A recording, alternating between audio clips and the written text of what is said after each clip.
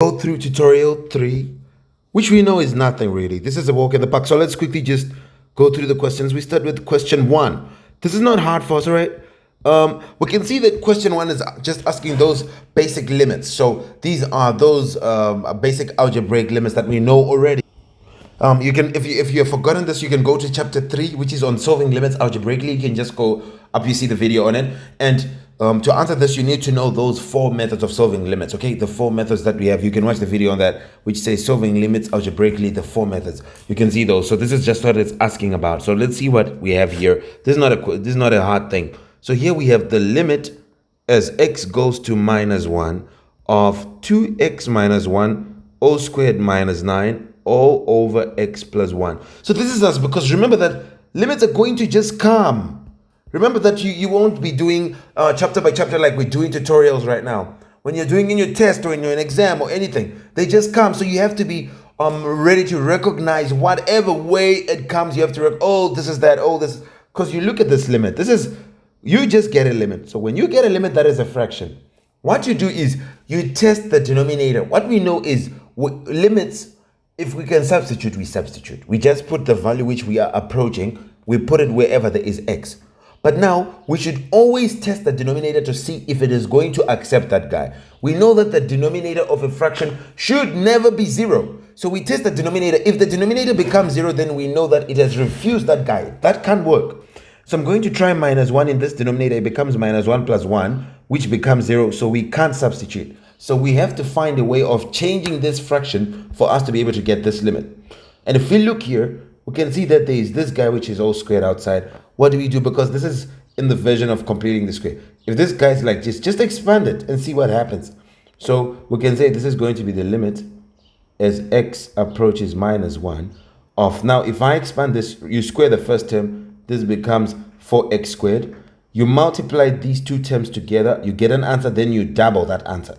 You say times 2 to that answer. So if we say 2x times minus 1, it becomes minus 2x. Then we double it, it becomes minus 4x. Then we say, we square the last term, which is a minus 1. When you square a minus number, it becomes positive. So it's positive 1. Then what are we going to have here? Minus 9. Okay? This here still says minus 9. So it's plus 1. Then you're going to say minus 9. Let me... I'm going to have to make this a little smaller. Like this, plus 4x, then we have a plus 1, then minus 9 was already outside. This is all over. Remember that here x is approaching negative 1. This is all over x plus 1, okay?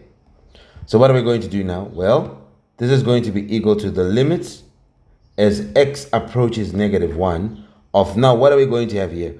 4x minus 4x squared minus 4x. Then plus 1 minus 9 becomes negative 8, okay? Minus 8, okay? And if we do this, then what are we going to have if we have something like this? Well, if we have something like this, then we can now be able to factorize again.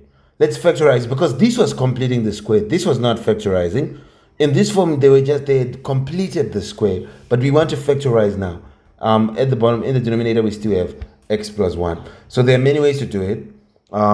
First way is, if you want, you can bring 4 outside. So we can still say here, this is going to be equal to the limit as x approaches negative 1 of 4 comes, because it's there in the whole of the top here. We'll remain with x squared minus x minus 2 all over x plus 1. And this becomes equal to the limit as x approaches negative 1 of, let's factorize x squared minus x minus 2. We put 2 on a t, okay, a negative 1, but we're only focusing on positive 2. The negative just tells us something about the signs. What are the factors of 2? 1 and 2 only. These are the factors of 2. 1 and 2. So we can't say 2 and 1. No. 2 is already there, so it's 1 and 2. Now we say we wanted to give us a negative, which means that 1 and 2 are going to have different signs. If you see them multiplying to give you a negative, then they'll be having different signs. Now we come to the middle to see here, what is the sign of the middle? Because the sign of the middle is the sign of the bigger one, because we've seen that 1 and 2 are going to have different signs. One of them will be minus, one of them is plus. We want to know who is minus, who is plus. We check the middle. The sign of the middle is the sign of the bigger number. That you do it only when this guy is negative, and which will be meaning that these two things have different values. So you have to know who's positive, who's negative. You come and check here. The sign of this guy is the sign of the bigger number. So it's negative. So that means the bigger number is negative. So it'll be a negative 2 like that. So we have a positive 1 and a negative 2. Now we have found the factor. If I say 1 and minus 2, will they add to give me minus 1? Definitely. So my factors are 1 and negative 2. So it is 4. Then it will be x plus 1. Then x minus 2. Because it's 1 and a negative 2. Then it's all over x plus 1. Like this. Then what are we going to have? Well, we're just going to have x plus 1. Cancel x plus 1. I don't want you to panic, because if you panic, you're like, oh, which limit is this? No. When you see a fraction, try it in the denominator. Try to put the value you're approaching in the denominator. If the denominator goes to 0, then look for something to change. Look for something to change so that you can change that fraction. So now here we will end up having this becomes x plus 1 into x plus 1 is 1 into this one is 1. So we end up having the limit as x approaches minus 1 of 4 multiplying x minus 2. Okay? Now, what are we going to have now? If it's approaching minus 1, this is no longer a fraction, so we can just throw that minus 1 inside. We can substitute it. It becomes 4, and there will be minus 1, minus 2, okay? Inside here, where there's x, we put a minus 1, then it is minus 2. So minus 1 minus 2 is going to be negative 3. So it's 4 by negative 3, and this gives us negative 12.